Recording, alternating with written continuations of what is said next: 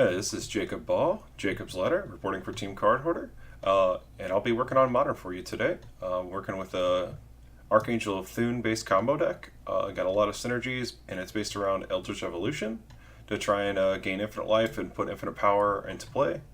And you just kill them with whatever you had in play once that happens.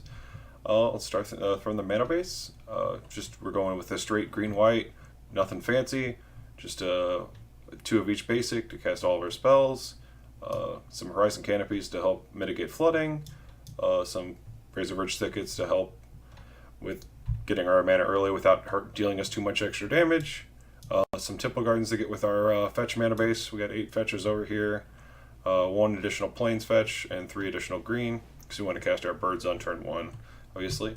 Then we have the full set of Gavany Townships. It actually works surprisingly well with Spike Feeder on its own, so you got that strategy going for us as well, and we can still just power out some big creatures when we start flooding if we can't get the combo online and win that way. We do have a lot of walls, so attacking this way is a lot harder than you would normally see in the Abzan Company decks, but it's still a very powerful card, and you definitely want access to it. We get a little bit of removal in the deck, as in 3 Path Exiles, just to help against the faster decks like Infect and Burn, removing the creatures that can kill us,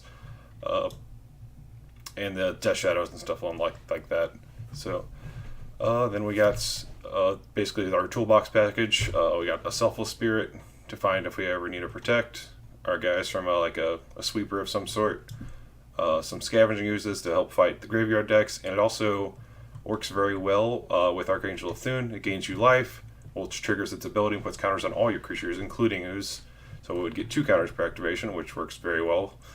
And then we have a Spellskite and a Wall of Roots. This is a 5th mana dork in the deck. It works very well with Spike Feeder, so you can use the mana to move the counters around.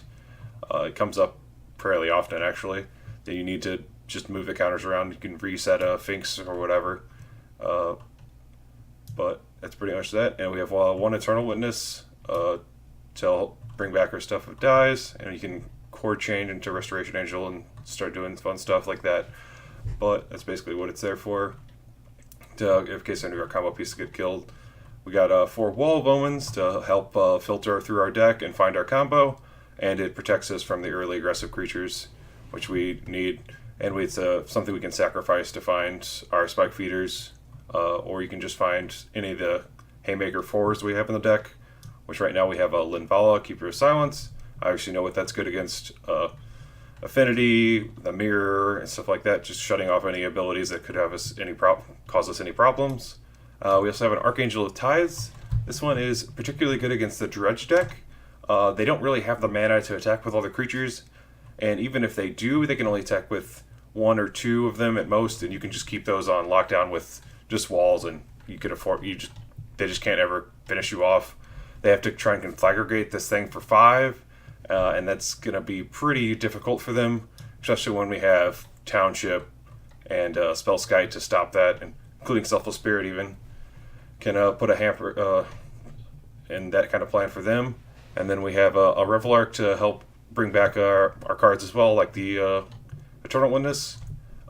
You can also sacrifice it to the Eldritch Evolution to go get anything in your deck and buy back anything, but it's mostly just there to buy back our Coursers or Spike Feeders that we traded off early and just needed to buy them and to progress the game further. So Courser is very great in this deck as well. I forgot to mention that one. Anything that gains life is just amazing with Archangel of Thune, and it helps us move through our deck even faster, try and find the combo. And then obviously we have Archangel of Thunes. I have 3 of those in the deck. We just want to draw it every single game. I thought about 4, but it's just too many 5s. You probably have to cut the Revelark, and that card's very nice for this kind of deck, so I didn't want to do that yet. We'll see how it works out with just 3, see if we can find it. But we do have 4 Tutors in Eldritch Evolution, so that one's pretty good. And we do have 1 Chord as just a 5th Tutor. I don't want to be too based on searching my deck right now, because Gafdigger's Cage is at an all-time high right now with Dredge taking over Modern. So I wanted to stay away from that as much as I could. But we still have 5 Tutors. Not as many Finxes in this kind of deck as you would normally see as well, just to do that. And for the sideboard, we moved into something a little different for this kind of archetype. We actually have Rest in Peace in our sideboard. It's not normally something you see in this kind of deck, but we moved pretty far away from the graveyard. We only have 4 cards that actually use the graveyard in the main deck, which is 2 Kitchen Finks, a Revelark, and Eternal Witness. So we're not actually that hurt if our graveyard gets turned off. We just will board those out against Dredge, and we'll board in these Rest in Pieces and be perfectly fine with that way. So that's something I wanted to try out for sure. Then we have additional one-of packages. We have a Forge Tender, stop those pesky Anger the Gods, because those cards are everywhere right now with Dredge as well. We have an additional Path to Exile in case we needed to fight through more decks like Infect. And then we have some Stony Silences, mostly for Tron, but obviously they'll come in against Affinity as well. That's pretty much Tron's one of this deck's worst matchups, I know, from playing Abzan for sure. You just need additional help on that. We have some Artifact Destruction as Pride Mage and a Reclamation Sage to help fight through some of that stuff. A Malaira for Infect. Kataki again for Affinity. A Mind Sensor for the Valakut decks and the Tron decks. And Eidolon is actually for Tron as well. If you can stick this on 2, they have a really hard time actually cycling through their cards to actually build their board. So it's actually very good in that matchup where most people wouldn't think so, but obviously you can bring it in. It's like decks like Storm, but kind of a fringe deck. An additional removal spell in Fiend Hunter, and Thragtusk just to go over the top if we want something for burn. Additional things for burn, because we're pretty prepared for that matchup already with a bunch of Lifelink Gears and Life Gate. So let's see how it works out. Let's get to the videos.